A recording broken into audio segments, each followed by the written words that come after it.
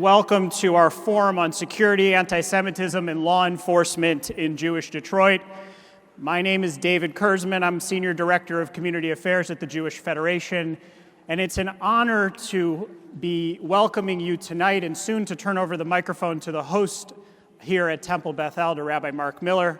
This event is being recorded, and we thank our friends at Bloomfield Community Television for recording the event tonight.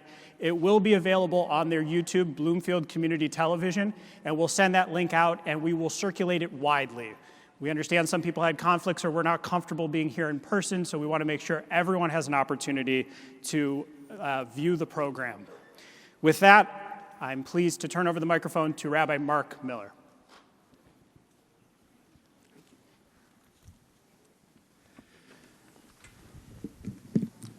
I just promised Steve Ingber that I was not going to get up here and start by saying Good Yontif, although it feels like I should, so I'll just begin with Shabbat Shalom instead. Not quite right either. But good evening, everyone. I'm sure all of you know what happened right here in our parking lot less than 2 weeks ago. The Oakland County Prosecutor ultimately called it felonious ethnic intimidation, which to me just meant a frightening combination of horrific anti-Semitism with vile racism. For anyone who has seen the videos, there's little doubt that this guy is a threat, and I pray that he will be locked up away from society for as long as possible. It occurred here at Temple Beth El, but it could have been any of our houses of worship or community agencies, because the troubling reality is that anti-Semitism and specifically anti-Semitic incidents are on the rise across America. And I simply do not believe it's a coincidence that the very day after Kanye sat next to Alex Jones and told millions of people how much he admires Hitler and loves the Nazis, that this guy shows up threatening us. We know better than anyone that words matter. But tonight is more about the future than the past, or perhaps understanding the past in order to feel more confident about the future. I'm deeply grateful that Chief Gallagher is here tonight, along with members of the Bloomfield Township administration, so that he can help us better fathom what happened on that morning. I do want to say publicly that I trust our police department, I value our partnership, and I know that we are all on the same side here.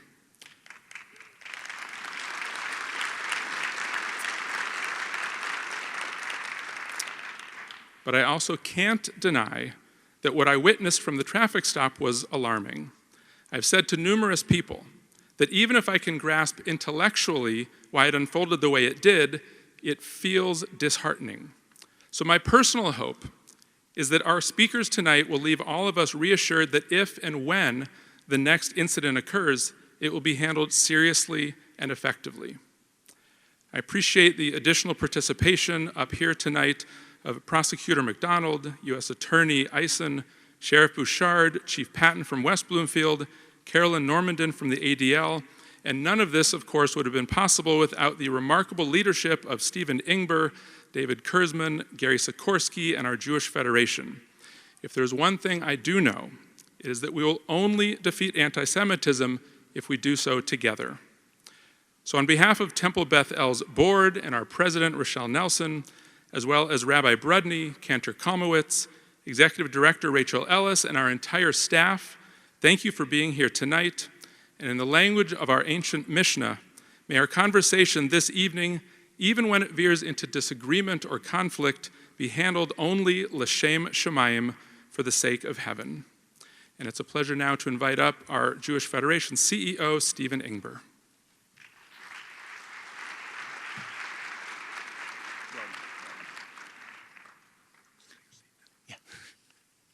Don't take my seat. He threatened to. Thank you, Rabbi Miller. First and foremost, I want to thank Temple Beth El for hosting this event as part of their strong response to a challenging incident. Thank you to Rabbi Miller and the entire clergy of Temple Beth El for your leadership.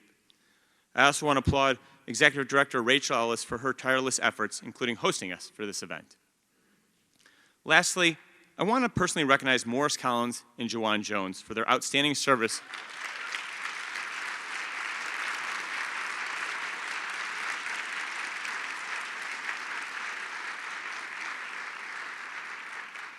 for their outstanding service to the temple and our community at large, putting themselves in harm's way a week ago to shield parents and children from awful hate, and in the process, subjecting themselves to racist attacks from the perpetrator. Jewish Federation is proud to present tonight's community forum. Federation President Matt Lester regrets he cannot attend due to prior commitment. Dennis Bernard, President of the United Jewish Foundation, is here tonight. I also want to recognize the Jewish war veterans who are down here in the front, and I think also deserve a round of applause.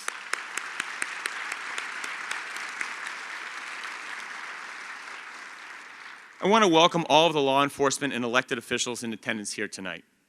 Time does not allow us to introduce each of you by name, but I hope our community appreciates this strong display of solidarity and you feel it from them. Tonight we are joined by representatives from the Oakland County Sheriff's Office, the Michigan Attorney General's Office, the U.S. Attorney's Office, the FBI, and numerous local police departments from surrounding communities. Thank you to all of you for your service and your commitment to our community. Please stand up and be recognized, all of you.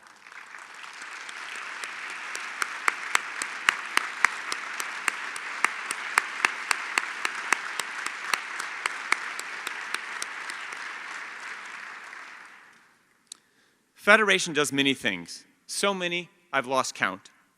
But our overreaching mission is to take care of the Jewish community. A central part of that is ensuring our physical safety and welfare, which is why we set up the Jewish Community Security Incorporated, or JCSI in short. When it comes to any security situation in the community, rest assured the Federation and our security partner, JCSI, led by our very own Gary Sikorski, are engaged from beginning to end.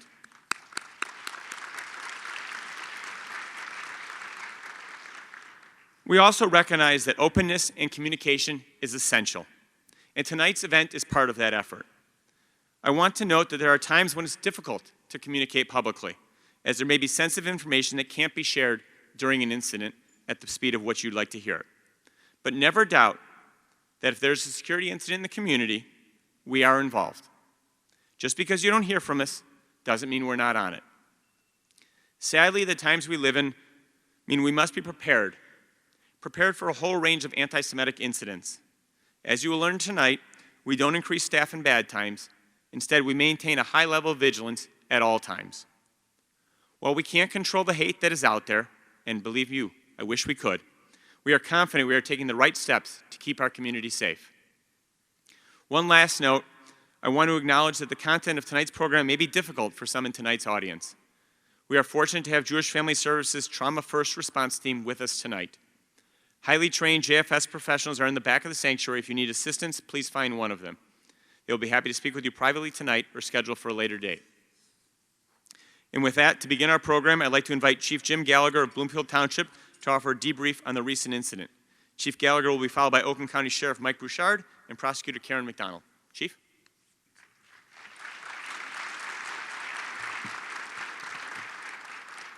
Good evening, and I'll echo the sentiments real quick for Morris and Mr. Jones.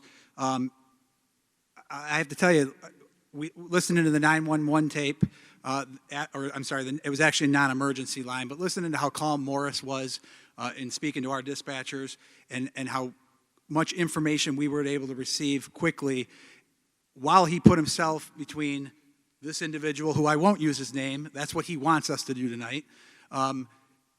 He was prepared to be your first responder to hold the fort down until we could get here. And luckily, we were here there. So, Morris, we owe you and Mr. Jones appreciation as well.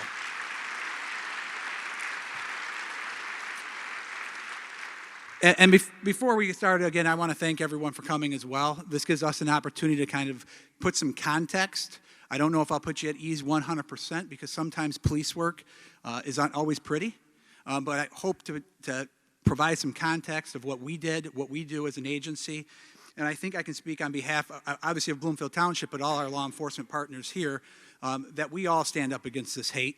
We all sit around our roll call tables and say the same thing that many of you said. We can't believe some of this speech that we heard can be legal at times, and we have to put together the pieces of the puzzle so we can try to attempt to get charges and work with our prosecutor's office.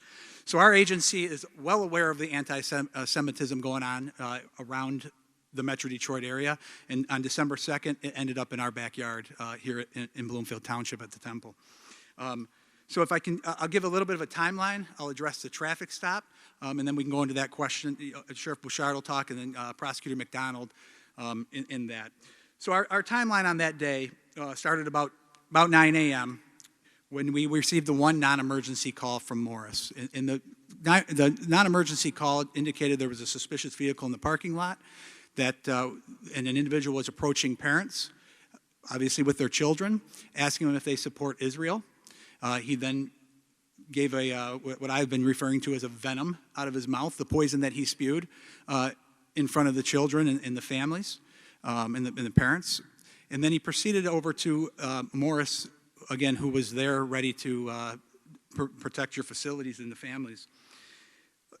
While we were on the phone with them, we were lucky to have a couple officers were responding to another run locally, and we canceled that. We didn't cancel the run, but we redirected all our township units based on the information that Morris provided. We have certain locations in the township that we consider high priority, and this is one of them. Our officers know that, and we happen to have an officer very close who was able to make the traffic stop within 2 minutes of the call, and while Morris was on the phone and redirecting us. We conducted an investigative stop on that vehicle at that time. In addition, officers responded here to the temple. When we got here, as expected, we wouldn't expect families to remain on scene, especially when someone was here causing fear. And we were unable to locate any victims or evidence of a crime at that time, or statements of a crime at that time. The initial report made no specific mention of threats or ethnic intimidation at that time. And then we move on to the traffic stop, which I'll get to in a moment, and we'll walk through that. The point of that traffic stop at that time was an investigative stop. We wanted to positively identify the individual driving that vehicle, so that way if we determined a crime occurred, that we could further this investigation. And that doesn't stop just because we have a traffic stop or officers here, we can't find anybody. We still have a job to do, and that is to protect your rights, your safety at the temple. So in the early afternoon, the incident began to take a life of its own a little bit on social media, and the sheriff reached out to me. We started putting our information out there, like there was some misinformation going out, so we needed to speak to individuals that were here. We had a few phone calls that came in. We had misinformation of people who claimed they were here, and then 5 minutes into the conversation indicated that they were not. What that caused was us to be a little dismissive when we actually had some people call in, and that we are still reviewing right now of how that can happen, how we prevent that in the future. But as we started getting information and we started getting statements from individuals that were here, we realized some of those, there was obviously fear, obviously what people felt threatened. We immediately reached out to the Dearborn Police Department. Obviously the traffic stop now was over. We can no longer hold that individual on a traffic stop when we don't have it. We contacted the Dearborn Police Department. We immediately put surveillance on the individual. We were able to locate him and put surveillance on the individual. And we take that very seriously. We could not put that information out directly at that time, but just know we knew we needed to make sure this individual was not an immediate threat to your synagogue or any other synagogues around. That's very important to us. At about approximately 4 p.m., he did us a favor and uploaded his video, which then gave us the evidence we needed. We were in constant contact with the prosecutor's office from about 4 o'clock on, and we were able to submit our information to the prosecutor's office at 10 p.m. I spoke with the administration multiple times over the weekend, and we were able to maintain that we knew where this subject was. Early Saturday morning, the Dearborn Police Department took him into protective custody, and then on Sunday we were able to take physical custody of him based on the charges that the prosecutor's office submitted. So I want to go to the traffic stop, and I don't have a lot more time left. I want to put some context there so people have an understanding of what we deal with as law enforcement and what information we have to go on. That traffic stop, I am very sympathetic. Our agency is sympathetic that if you connect the dots backwards after the videos were posted, after we knew the hateful, hurtful, deplorable speech that occurred in this parking lot, that we look like we have a problem. Unfortunately, that officer didn't have that information at that time. His job on that traffic stop was to investigate and positively identify the subject so we could move forward. There's some information on that traffic stop that are cues to the police department. Immediately, he said he was protecting his First Amendment rights. We deal with First Amendment auditors, activists all the time, and we are trained and we teach our officers, we don't engage into that. We don't want to be a YouTube sensation because that's what they are trying to do. They feast on officers making a fool of themselves at that time. Also, he mentioned the words traveling. He's traveling, not driving. Again, that is to an officer on the road, that is recognition of a sovereign citizen who recognizes no local law enforcement, only the sheriff. And they do not believe in having to deal or respond to us. So those are some of the initial thoughts of that officer. So he was not going to engage at that time. We now, as we debrief it internally, that we have to recognize the location. This wasn't a government place where they typically are. It was a synagogue. We need to condone, or at least verbally condone. We can't stop them from going anywhere, but we can tell them not to go. So the fist bump at the end of the video would be disturbing, again, if we're going backwards. And we know what happened. That officer at that time had no idea what was said here. We teach de-escalation, we teach diffusion, and sometimes we have to come down to the level of an individual to get where we need to go. Sometimes we have to show them a win, knowing in the end what our primary function is, and that is to put a clean investigation together with integrity so that the prosecutor's office has all the facts that we can give in a logical, sensible way so that they can make the decisions. If we mess it up on the road, if we don't get the information, then the prosecutor's office cannot do their job in issuing the charges. So I hope that provides a little context to the traffic stop. I know that's kind of quick, but we take it very seriously. And we stand with the Jewish community. We stand with any community of hate. We recognize it. We understand the importance of it. It tears at the core of what we all stand for. And I want you to know from Bloomfield Township standpoint, and the sheriff will touch on it, we are unique in Oakland County, in my opinion, across this country at how we work with each other, how we communicate with our local law enforcement, our federal partners, our regional partners, to put solutions to an end to this. And that's what we did that day. Behind the scenes, you may not see it, but just know that we had many people, both federally, locally, working on this incident to bring it to a conclusion that I hope in the end results in someone being locked up for some time. So, and now I'll turn the mic over to Sheriff Bouchard.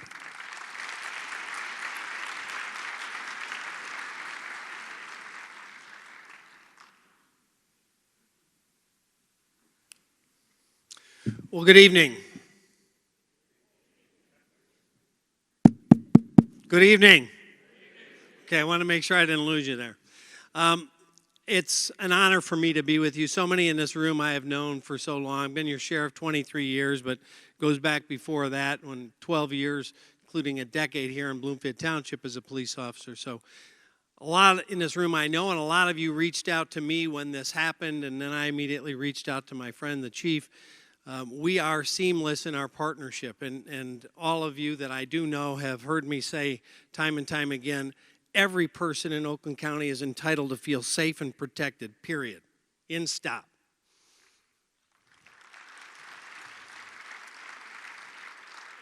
And so for many, many years, I've examined threats against individual communities and how they metastasize, including the Jewish community.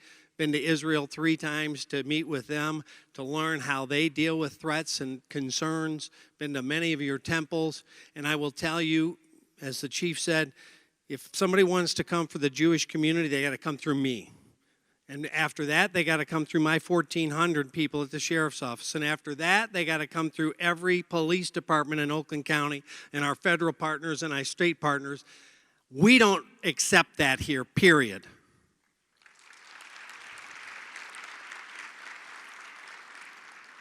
So I want to reassure you that we are seamlessly committed to protecting the Jewish community.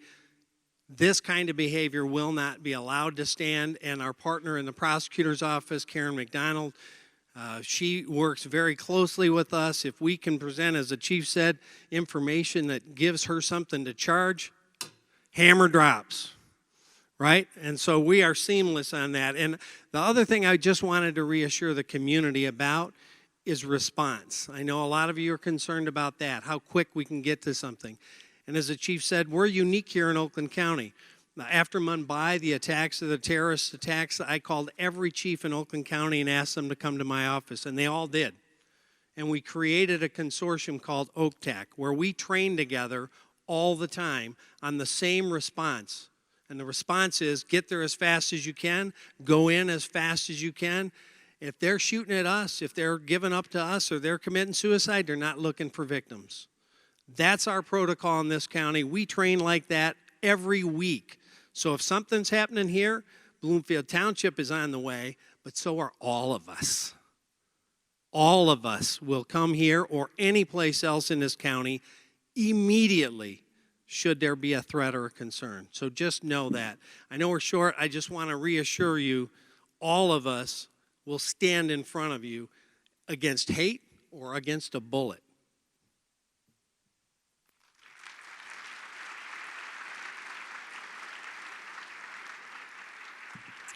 And now my friend Carolyn McDonald, our prosecutor.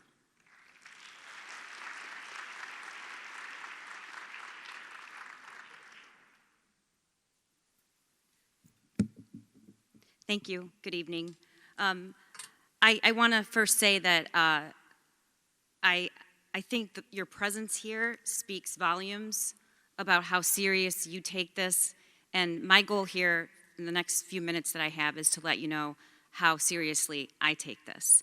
I established a hate crimes unit in 2020 when I was elected. A lot of people like to talk about the hate crimes unit as a political soundbite, but that's not what it is. What it is a real focus on crimes that stem from the origin of it is somebody's race, religion, how they identify. And the reason it's important to say we focus on it and we have a prosecutor dedicated to that is because there is a serious problem that reaches far beyond our county boundaries in this country, and it starts with these kinds of actions. And we need to say we are dedicated and focused on this type of crime. We do have a hate crimes prosecutor. Her name is Tricia Dare. She's in the audience tonight, and she is the one prosecuting this case. There are lots of crimes that take place in Oakland County. But when you have crimes against an individual or a group of people based solely on their race or religion, it's not just about addressing the crime. We have to understand the context, and I do. And I think all of you do. But our job is also to educate the rest of the county and the state and the country, and that goes to also working with our law enforcement partners and saying it is a crime.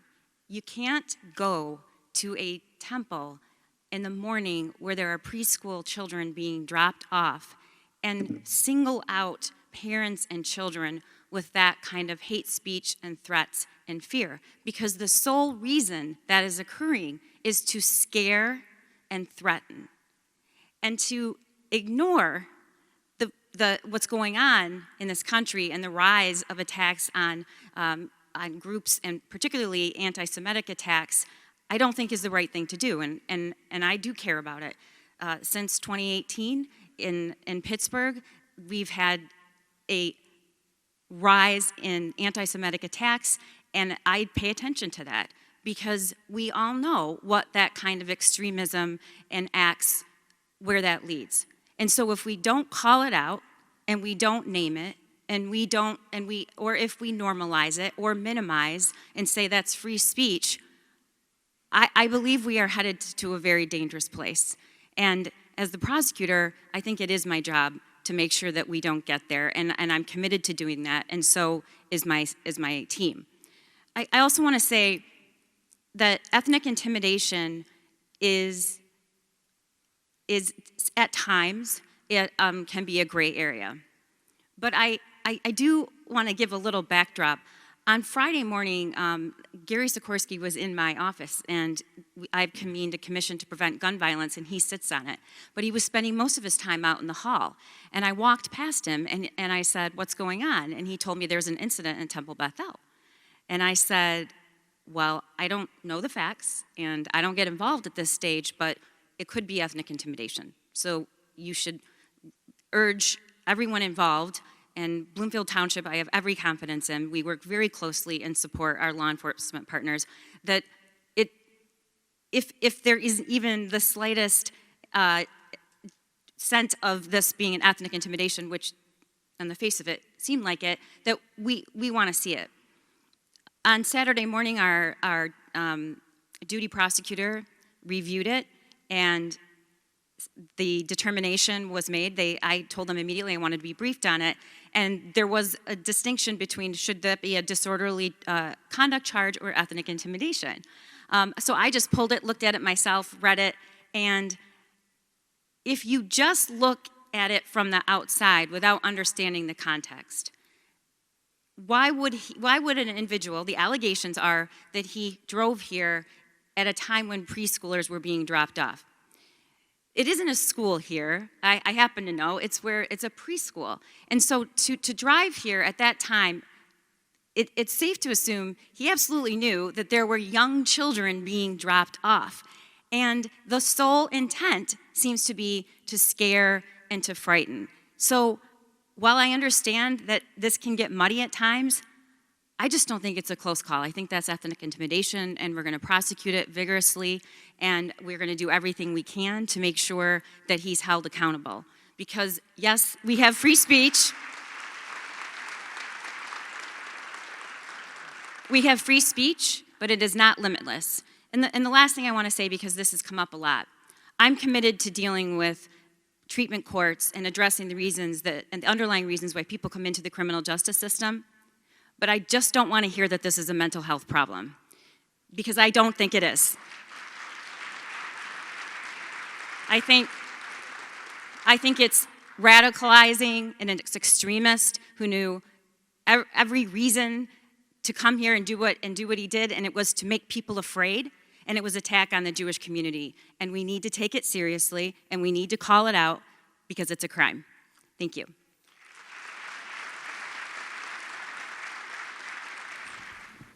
So we're now going to take about 15 minutes for additional conversation with our law enforcement speakers here. And so, Chief Gallagher, let's get back to the incident. I really want to focus in on a couple of specific questions. And again, your questions are coming through here, and we very much appreciate everyone asking them.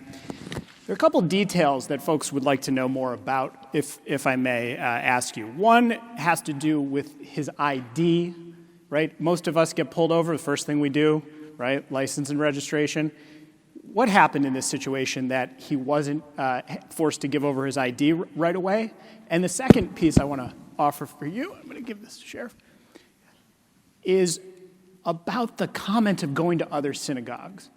So once you know who this individual is and he makes the comment that he's going to go to other synagogues, is that not a red flag to stop this person in his tracks? We'll take the first question. Law enforcement's evolved. There may have been a time in the past where we ripped somebody out of their car when they didn't have their ID. Again, when this individual indicated he didn't have his ID, the officer already had the license plate, already ran the subject in this vehicle. Our technology is much more advanced today, and we were able to pull a photo. He identified himself verbally. We were able to pull a photo up in the vehicle. When the officer went back to his vehicle, that's exactly what he was doing, confirming that the identity matched the individual in the vehicle, and so we could further the investigation. Had he not had a valid driver's license, had he not had other things, that traffic stop takes a different turn. But because we had a valid person, it happens. We just write tickets for it. In this case, we would have mailed a ticket. Our hope in this case was we'd find victims or some type of other more serious crime that we could present to the prosecutor's office. And the second one is, again, when he said he was going to other synagogues, the officer at that moment believed he was dealing with a First Amendment auditor, and one of the things that they do is try to get us to violate their rights and tell them they can't go places. On the other side of that, what people can't see is what our dispatch is doing on the other side, or what the officers are asking them to do. And we have a law enforcement information network, it's called LEAN, that we are able to communicate with any jurisdiction around and send out information that, hey, this individual was here, and be on the lookout for them. And then we will also rely, the Jewish Federation has a phenomenal team with Gary Sikorski and them and how they communicate. It's so much faster from their agency to your local schools and temples. Great, so I want to follow up with one quick question, then invite the other panelists in. You talk about First Amendment auditors, you talk about free speech. It sounds like you are training your team well, right? They're a trained, highly trained group. I think on behalf of a community that's concerned about bias incidents, hate crimes against the Jewish community, can you speak to training that is being done about bias and about threats against the Jewish community that, and if not enough perhaps was done in the past, could you speak to what might be trained in the future? Absolutely. We are an accredited agency through the state, so our bias-based policing is a requirement. So we frequently train in that. That is a conversation that has been going on really more prevalent since Ferguson. And then you add George Floyd to it, and the conversation has been constant amongst all of us in many arenas within our agencies. So that's always a constant. Internally, we have a great relationship, again, with the Federation. And one of our captains, Dan Edwards, 3 years ago, just pre-pandemic, went to Israel as part of the Federation as a guest to help bring back that knowledge. And yeah, we still have some learning to do on that matter. And just in October, the sheriff in Oakland invited us to the Holocaust Museum. They now have an MCOLS, which is our licensing event that for law enforcement leaders. It was well attended by many. And ironically, prior to this incident, on January 4th, our entire command staff is going to the Holocaust Museum to attend this. And I'm following in the footsteps of some of the senior chiefs and Sheriff's Department on that. Thank you, sir. I want to bring the prosecutor into the conversation as well. Could you speak specifically to the current charges filed against the perpetrator of this incident, and what is his status? Is he in jail awaiting trial? Could you just speak to the current situation with the suspect? Yes. First of all, these are allegations. He's presumed innocent, so I do need to say that. We've charged him with 2 counts of ethnic intimidation, which is a felony. It's a high misdemeanor, but considered a felony. He is being held on, I don't know the number, but it's a very high bond. And there are a lot of reasons for that. I think I can verify that at the time he was arrested and charged on this count, he was on bond in Wayne County awaiting a trial for felonious assault. I certainly don't want to scare anybody, but this is all part of the bigger picture of what do we do when we see people acting in a way that's threatening, and we do have tools to use, and charging a person with ethnic intimidation is definitely what we can do and what we should do. And I acknowledge that there are people who are reticent to do that, but again, I think it's so important for our context and what's going on in the world. And I know we're going to speak to that later about what is going on in the world and why it's not such a coincidence. But he's being held on bond, and he will have a pretrial and an exam coming up shortly. Real quick, if I may, just because of how serious we do take it, our courts even take it serious with the help of our detectives in the prosecutor's office. That's a $1 million bond, by the way. Speaking to the bias and the training, Oakland County, again, is very, I think, progressive in that. We train, whether it's the minority community and some of the historical discrimination that's occurred there, whether it's the Jewish community, whether it's LGBTQ, all of the different communities are built into our training segments and built out regularly. And then we get specific based on each community and the kinds of things that they may be feeling, things we need to be sensitive to, and how we address it. So specifically to the Holocaust Museum, I've been taking my senior leadership staff there for many, many, many, many years because after my visits to the Holocaust Museum in Washington and in Israel, it struck me to my core when I saw pictures of German police officers helping herd Jewish citizens onto trains. How does a police officer whose sole function in life is to protect a community become co-opted and be part of that horrific destroying of a whole community? And so that's kind of the message that we bring to our command staff. Look at those police officers from Germany and imagine it might be slow, it might be quick, but how did they get there? And be aware that our job isn't necessarily any bosses above us. Our job is you. Protect you.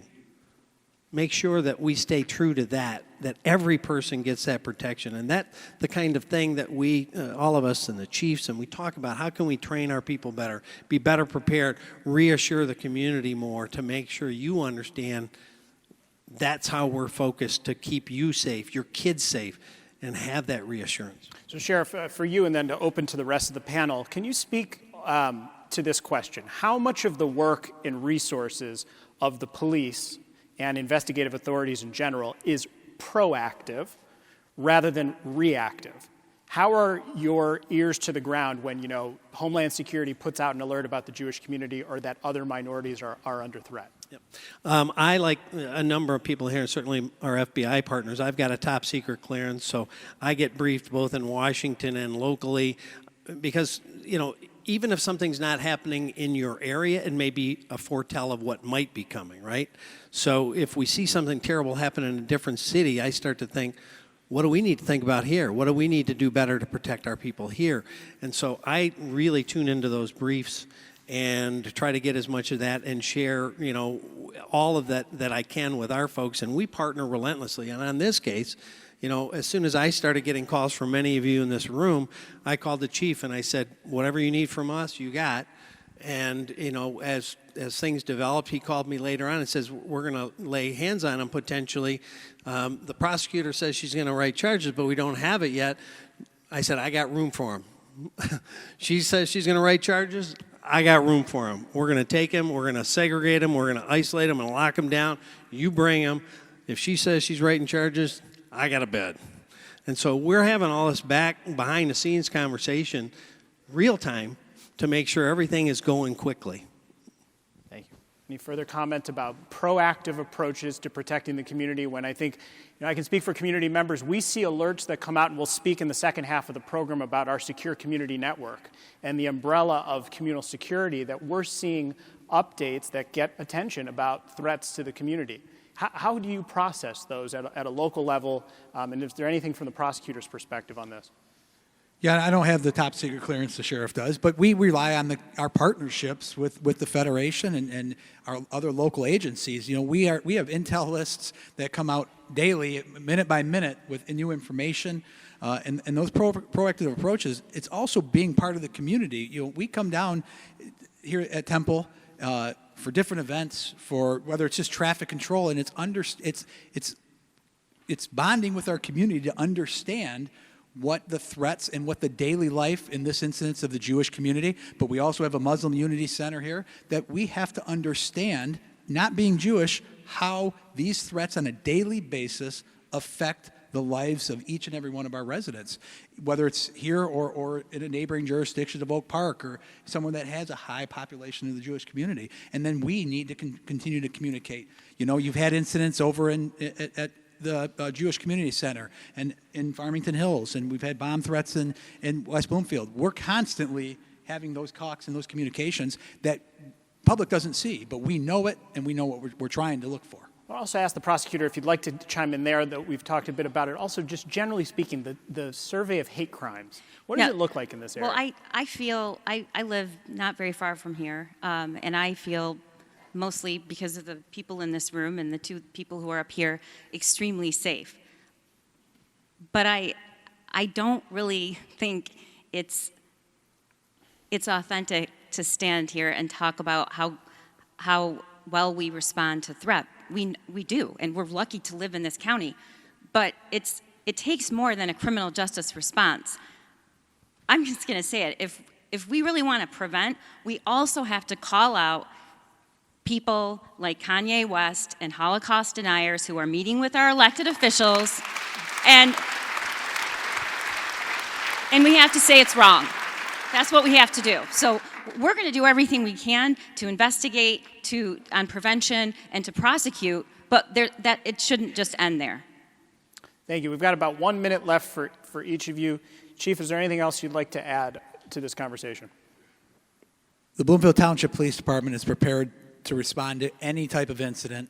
We have to do it professionally, and we walk a fine line in law enforcement from a patrol standpoint where we have to protect the rights and the safety of everybody, but also protect the rights of individuals we deal with. And it's frustrating at times, and we get it too, and the prosecutor's office and all of them understand. Sometimes we feel like there's more rights protected than someone spewing venom, poison, or committing a crime than the rights we feel we have as each individuals today. But that's what we've upheld, and we stand with you, and we are always prepared. And just know those officers that we might be a little upset with fist bumps will be some of the first officers that run into this building or respond out here again on any incident that involves anything. And we look at it as if this was our children, if this is our home, what would we do? We take that very seriously, and we took an oath to protect our residents in Bloomfield Township. Thank you, Sheriff. Well, I just want to say thank you for having this forum tonight, and always, always, always feel free to contact any of us. We are partners in this, and we're family. I mean, I kind of view us as the proverbial shepherd in front of you, in front of the flock, and we want to make you feel that way, all of us. So if anytime, please share your thoughts, concerns. We're available 24/7. And I'll also say this kind of as a final reassurance, if you will. I'm head of government affairs for Major County Sheriffs of America, and I see a lot of agencies and organizations and how they interact, and I would put our partnership with the local and the county and the state and the feds against any community in this country as how focused we are to work seamlessly together. 99 out of 100 movies you see, all the damn feds are here or the county's here, or, none of that is here. We are partners because our focus is on you. And having anything that is a barrier to that is a problem to keeping our focus on protecting you. Thank you. I echo with those same remarks. I think though, I want the people in this room to understand that I recognize that we are in a new time, and we do have some room to grow here on how we're going to address hate speech and how we're going to hold those individuals accountable, because we know that the stakes are very high. So we are really dedicated that through the Hate Crimes Division, through our partnerships, to grow and understand that we're in a different moment, and in my view, we're in a very scary moment where we really have to pay attention, and I think you should feel comforted that we're all committed to doing that. Thank you. Great.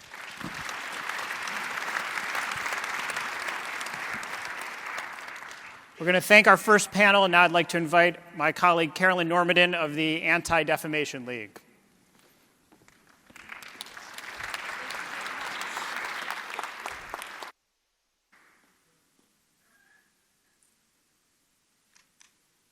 Thank you so much. I am Carolyn Normandin. Thank you very, very much, Steve and David, and all the guests here, everyone here.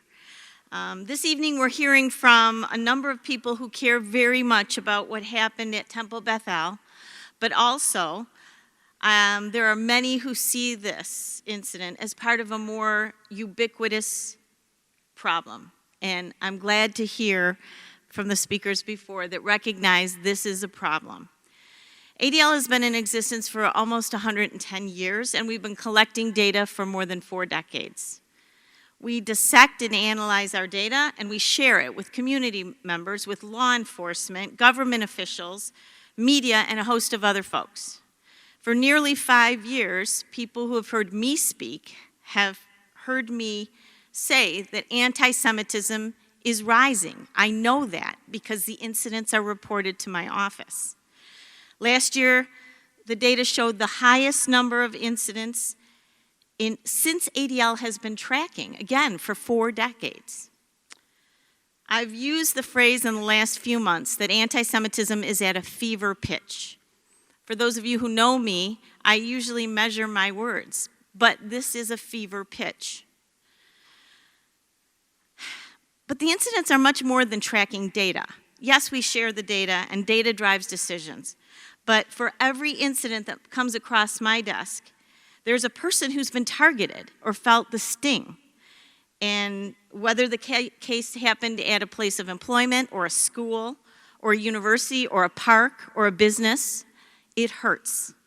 I will tell you that most of the incidents that come across my desk are not incidents that involve law enforcement. Some do. This one did. And others have, but not most of them. When they do, just like the incident that happened at Temple Bethel, each of us has a role to play. Police are contacted. Gary Sikorski and his team are out often on the scene very quickly. For my part, I contact the ADL Center on Extremism, which is a department at ADL where all they do is research extremism and dangerous groups. We share that information with law enforcement. I see many of my friends here that I've been on the phone with multiple times.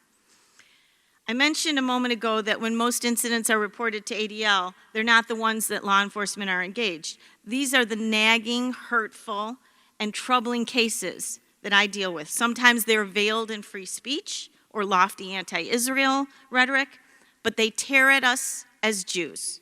They foster an undercurrent of anxiety and fear, and that is exactly what the perpetrators are looking for. Karen said it, and it's absolutely true. They're trying to sow discord.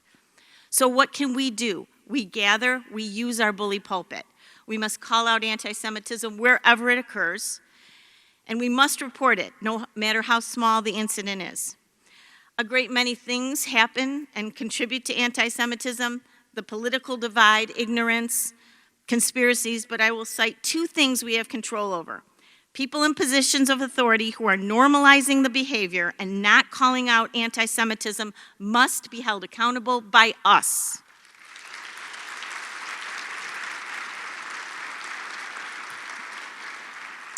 Failing to speak out when a sports figure or a celebrity spews anti-Jewish rhetoric equals complicity, and we cannot tolerate it. The second thing is our approach to social media. Social media has become a super spreader in this virus. And we must demand that digital platforms take a role in this. This is a business, folks. Facebook, Instagram, Twitter, make no mistake, it is a business. This is not free speech, and this is promulgating hate everywhere. And we see an uptick in incidents every time something goes social and goes viral. Our level of anxiety is high. We are alarmed at anti-Jewish behavior and other forms of bigotry, and we're afraid of violence. Incidents cause real and visceral reactions. Please know that my team is here for you to talk through tough situations, to work with our partners, to ensure appropriate measures are taken, and to reach out to allies who can help. Communication is the key.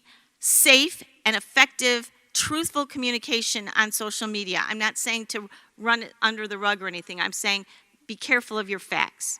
I'll leave you with this. The sages, the teaching of the sages, Pekara vote. Sorry, Rabbi Miller, I'm taking your thunder here. You are not obligated to complete the work, but neither are you able to desist from it. Every single person in this room has a role to play in the fight against anti-Semitism.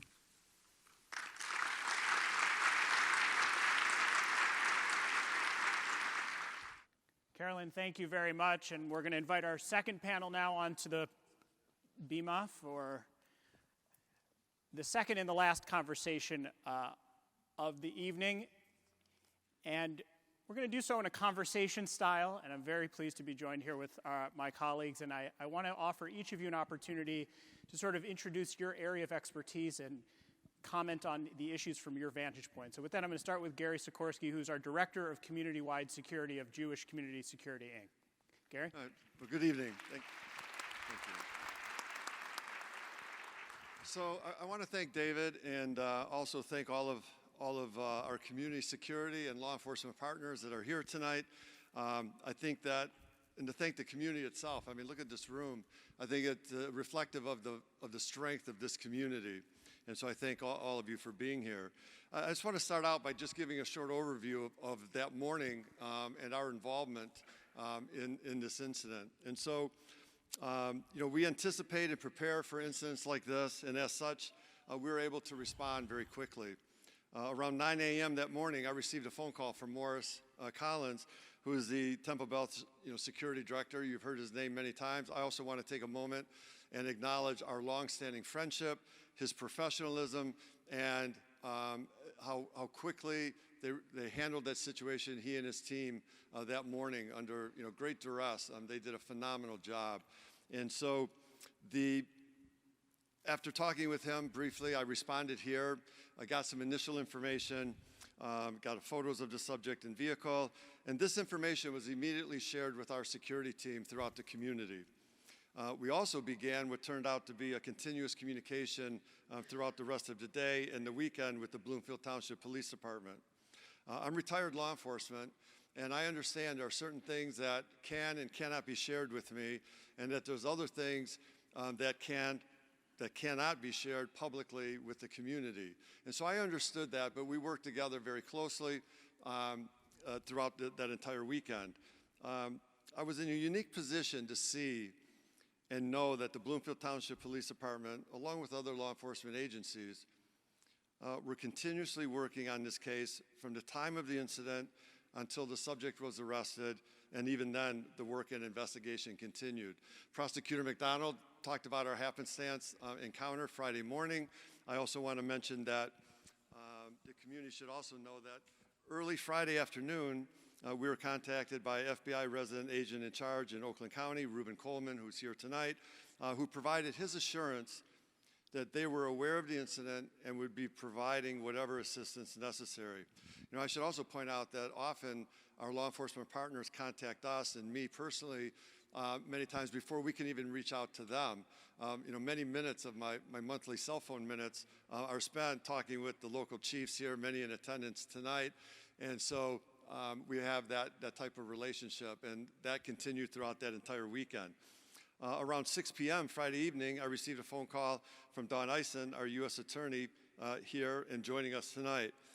She too expressed her concern and assurance that she and her office were aware of what happened and would provide whatever assistance necessary.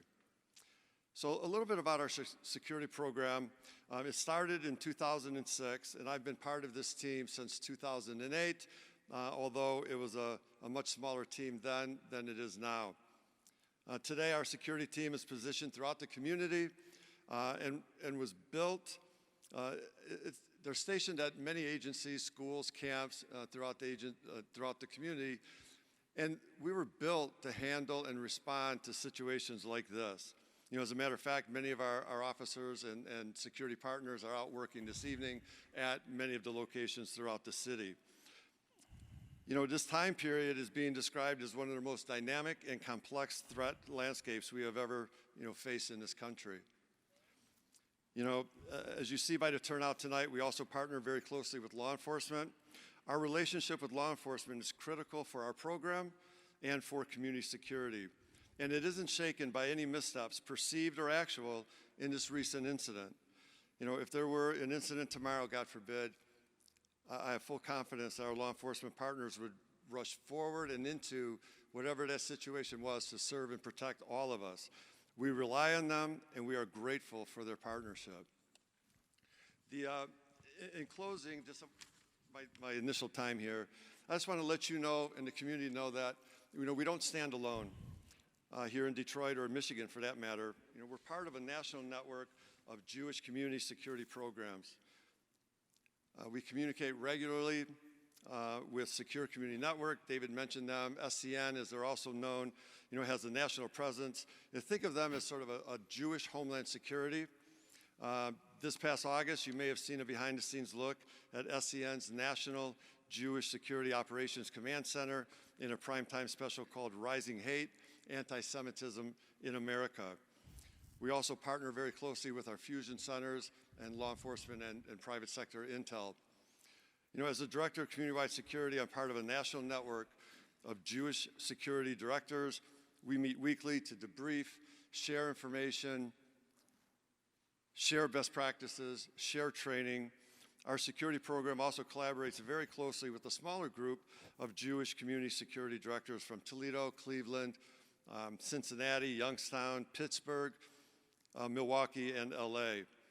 But I sort of buried the lead in part of this and wanted to end acknowledging one of our most important community partnerships, and that's with ADL. Many of those minutes I just talked about burning up on my cell phone plan is spent talking with Carolyn on a weekly and monthly basis. So I look forward to continuing the discussion about community security with the rest of the panel, and thank you for my time.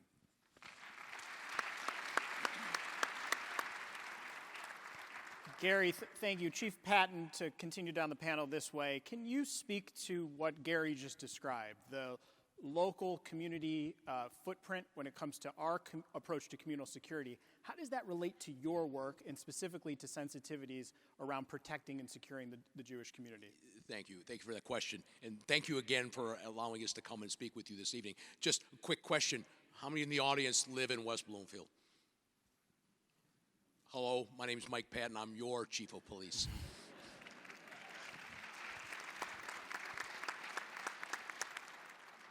After the incident that happened here at Temple Beth El, we were in immediate communication, just like Gary, just like Ms. McDonald, just like Ms. Ison will say, just like Sheriff McDonald or Sheriff Bouchard said. We are constantly talking together on a wide variety of things, not just because of this incident, but on a regular basis. Just like Sheriff Bouchard said, we are at his office this morning having our periodic meeting for the narcotics enforcement team. Later in the afternoon, we had an Oakland County Association of Chiefs of Police meeting. All these executives, police executives, were there at that meeting. And we're here at this community forum tonight to address the issues that are here. One of the issues that came up, and I know that I've had many conversations with Chief Gallagher since the incident here at Temple Beth El, and because he's one of our closest neighbors and friendly partners, is that there's a perceived lack of confidence in law enforcement because of what some people perceived. And I hope that Chief Gallagher was able to explain to you the timeline, that they received one call. What we saw later in those videos and the vial that we saw this person speaking to the people that attended here, they did not see that at the time. They did not know that at the time. And we're not offering, law enforcement does not offer that as an excuse or rationalization away. It's just a factual timeline of what we knew and when we knew it. We were immediately notified of the incident also in West Bloomfield. And of course, when we see that, and I think it's key, and a couple people have already talked about it. The sheriff talked about it. Gary talked about it.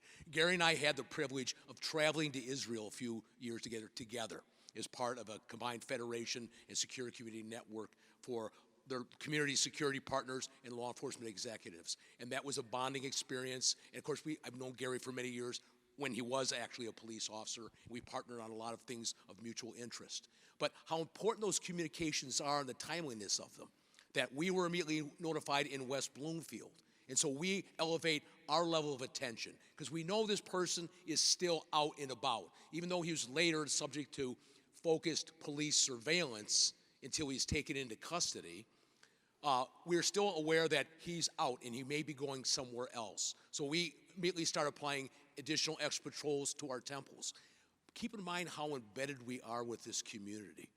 You see us, those in West Bloomfield, they know us. You see us at our officers, at your houses of worship, at the Jewish Community Center. Somebody had already mentioned earlier in the last few weeks, we had a series of bomb threats at the Franco-Jewish Academy at the JCC.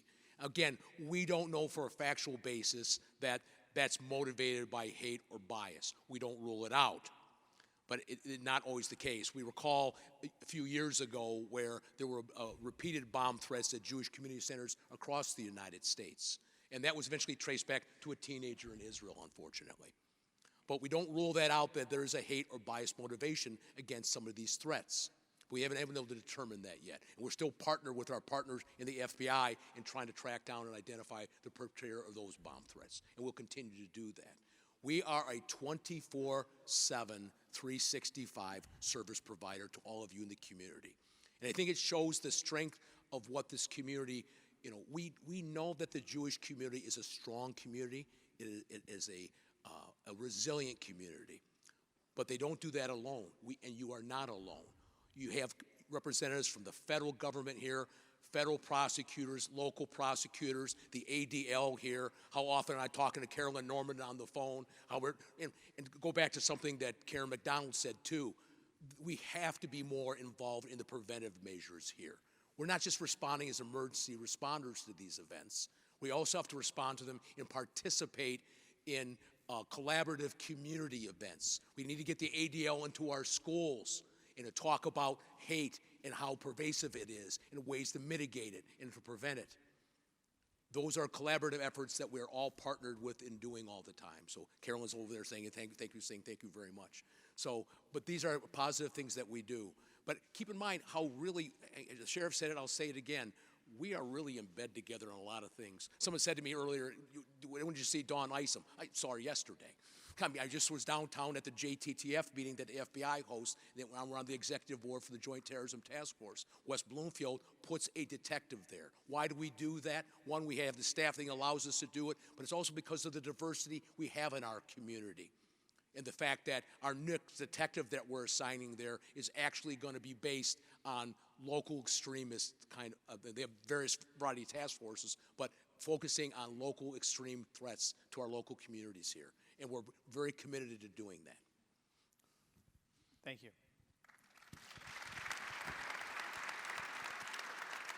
And finally, Don Ison, let's zoom out a bit now, right? We've been very focused on our neighborhood here and on this specific incident and on these specific threats.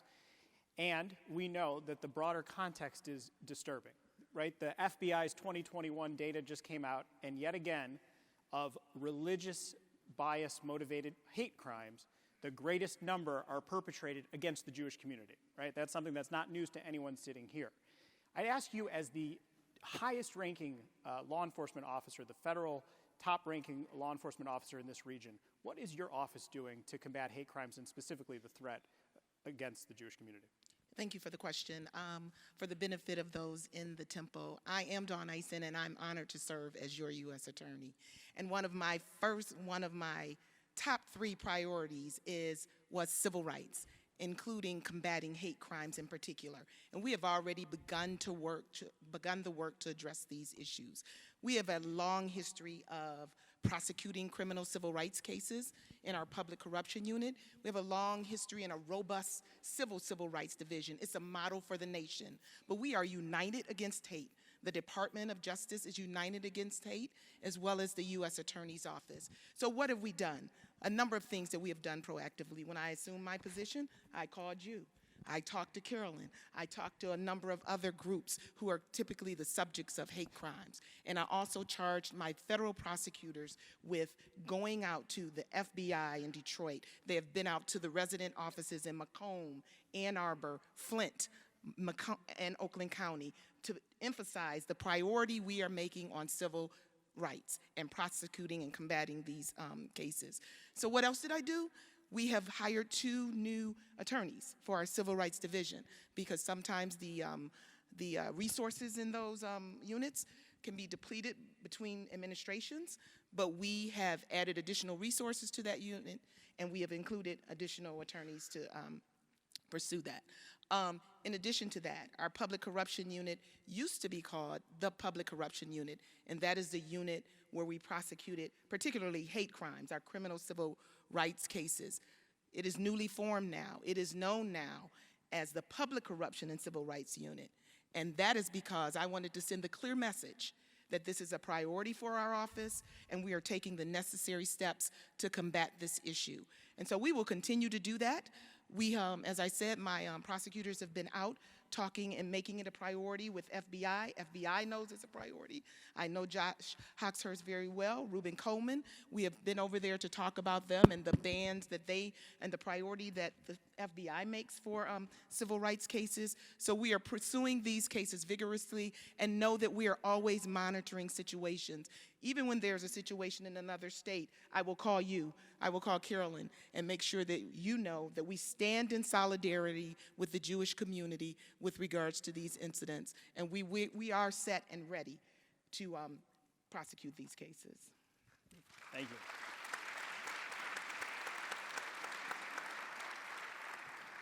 So we've got a lot of great questions tonight, and I want to make sure that we focus in on some areas of common concern. And one of those areas is the campus at Maple and Drake, right? The Jewish Community Center, the Franco-Jewish Academy. I think that is really what was getting our attention for a while, right, before this incident happened. So I'm speaking specifically to the gentleman on the local side of things, from a community security perspective, from a policing perspective. Could you talk about the nature of those incidents?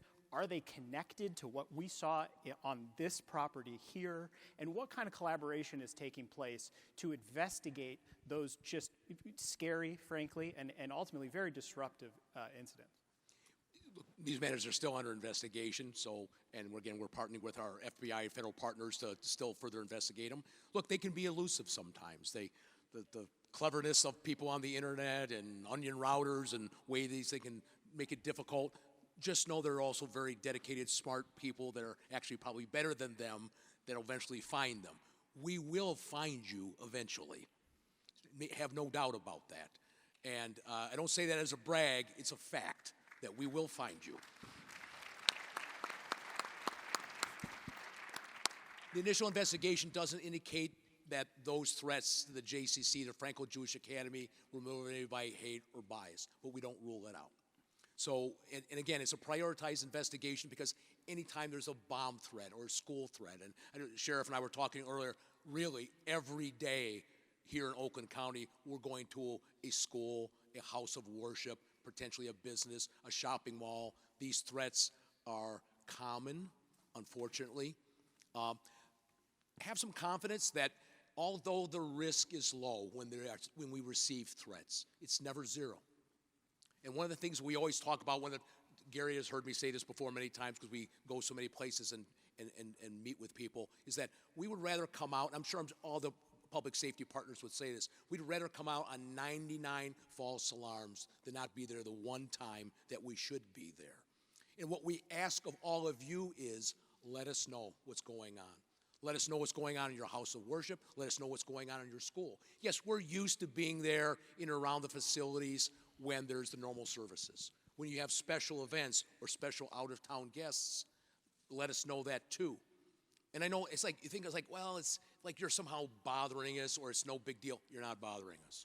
We want to know what's going on in our communities so that we can consider, do we need to elevate our concern? Do we have to pay special attention? Do we need to assign officers there? What do we need to do to make sure that the public safety is maintained? And so these investigations are ongoing, and we'll continue to do that. We have a great collaborative basis, so we're always there. Greg Angela Santo from the Franco-Jewish Academy is here tonight also.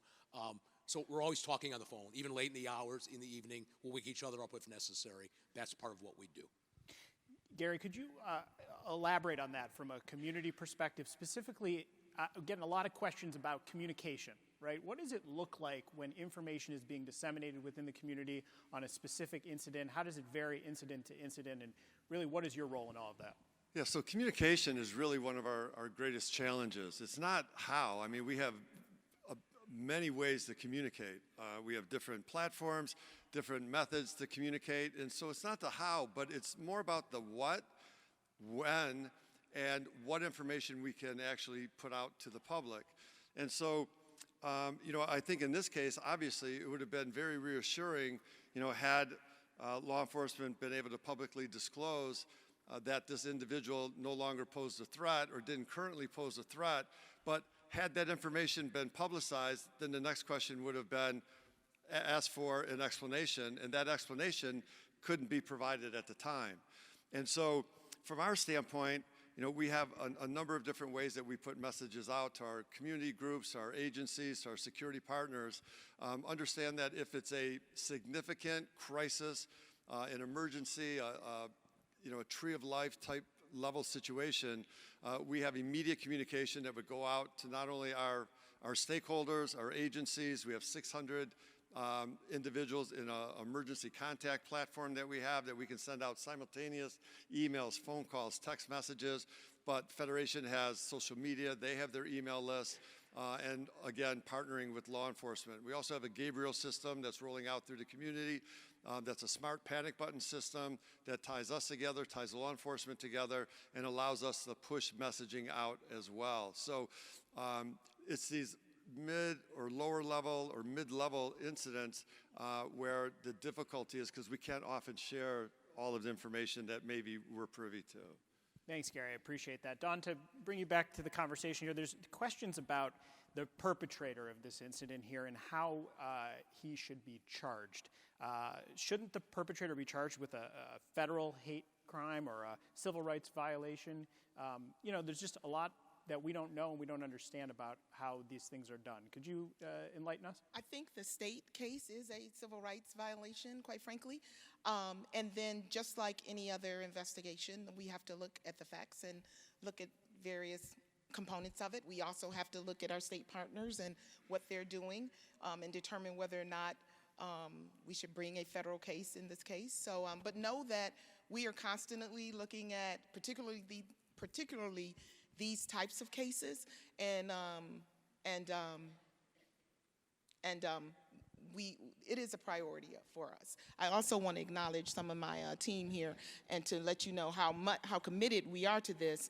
I have my Executive Assistant United States Attorney here, Latrell Livingston, who was a civil rights lawyer in our office, and I brought him up to be an executive in the office so that we can make sure and send the clear message that this is important to us. I also have David Gardy here, who is the Chief of the Public Corruption and Civil Rights Unit, has prosecuted several criminal civil rights cases and hate crimes, and know that we are constantly monitoring these things and looking at them and vetting them to determine whether or not they meet the criteria for a federal offense. It is not lost on us, and we will continue to look at these cases very seriously. Thank you, ma'am. We appreciate it. And Gary, as we kind of near the end of the program, starting to think about what we as individual community members can do to be, to be active, to be involved, to be engaged, to feel empowered, frankly, to stand up against the threats that do exist. Can you speak to training within the community and opportunities for volunteers to really do something in the face of some of these issues?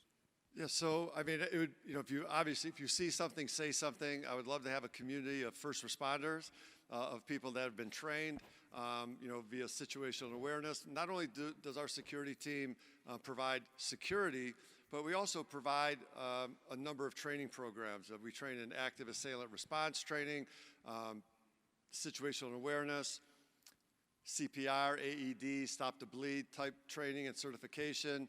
And we also partner with law enforcement and the FBI in hosting and bringing this training to the community. We've trained, and I personally trained, and our team has trained at many of the congregations. I'm sure there's people that are here tonight that have attended our training. And so with that said, I think, everybody has a role to play, as Carolyn said.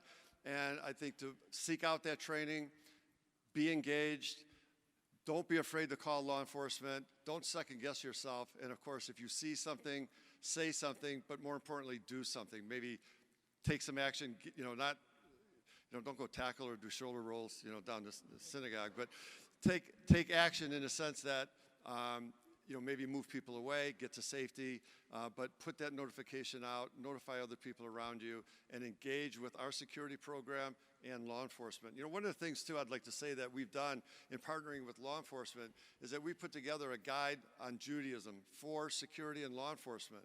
And what that guide does is not only talks about the cultural things to be mindful of in the Jewish community, but things that will affect policing. On Shabbat, for instance, what are some of the considerations that happen in the Jewish community that could impact police interaction? And so we, again, not only try to educate the community at large, our staffs and agencies, but we also work to bridge that gap with law enforcement as well. Gary, thank you. And just a quick follow-up, and then I want to offer some closing remarks. So we're going to get you to you in just a moment.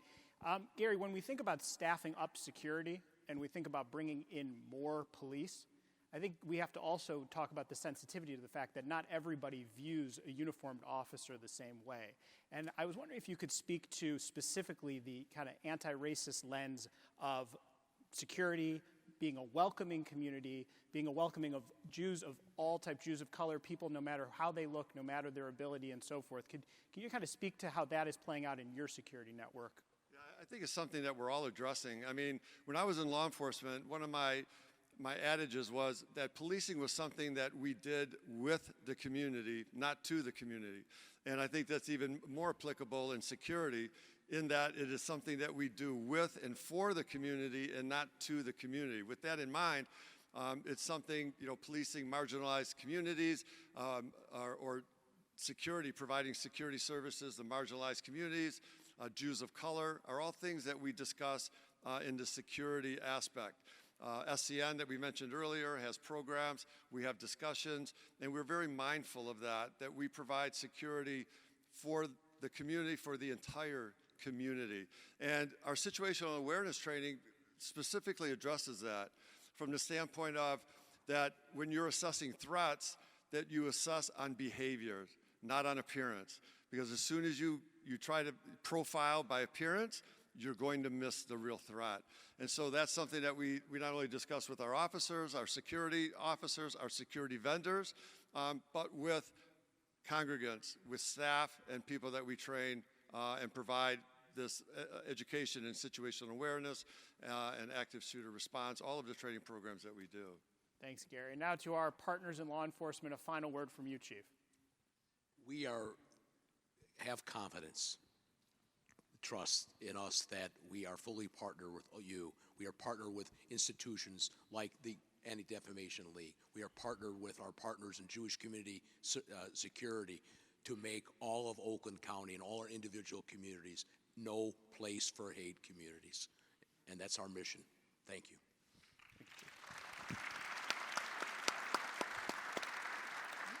Don, thank you again for standing with our community, please. Thank you. We are united against hate. And I know my obligation is to make sure you feel protected and serve you. But in addition to that, I want you to know that I want to make sure every person in this richly diverse community feels valued. And the Jewish community is one of them. We are united against hate in our office, and we stand in solidarity with you.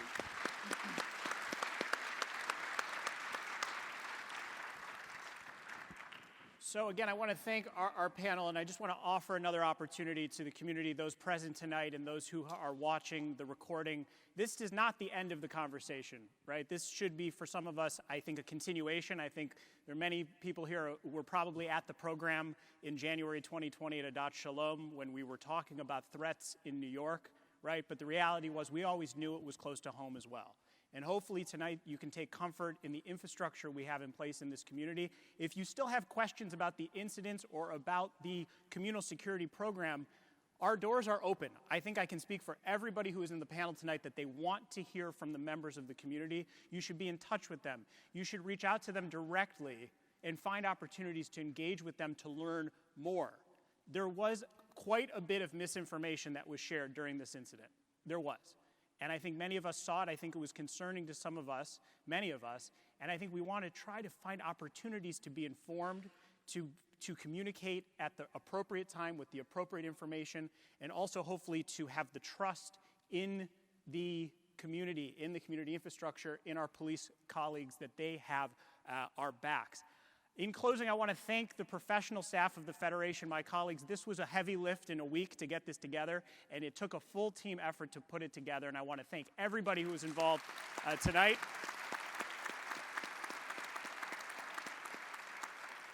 Friends, I know everyone's already thinking about the parking lot, but since you'll be sitting in traffic for a minute anyway, allow me just to finish on a couple notes here. This was a challenging conversation. There's no question about it, right? This is not a conversation we would have invited or welcomed, but it has come to our front door, and we hope you leave tonight with a better understanding of this infrastructure and of our partnership with law enforcement. Friends, again, look around. We are a strong community, and we should draw strength from each other, also from our community institutions and from our community leadership.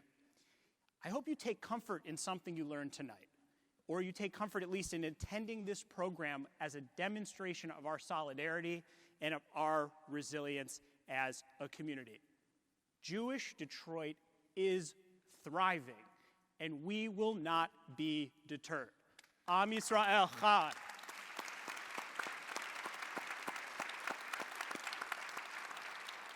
Thank you again for attending tonight. Drive safely and have a good night.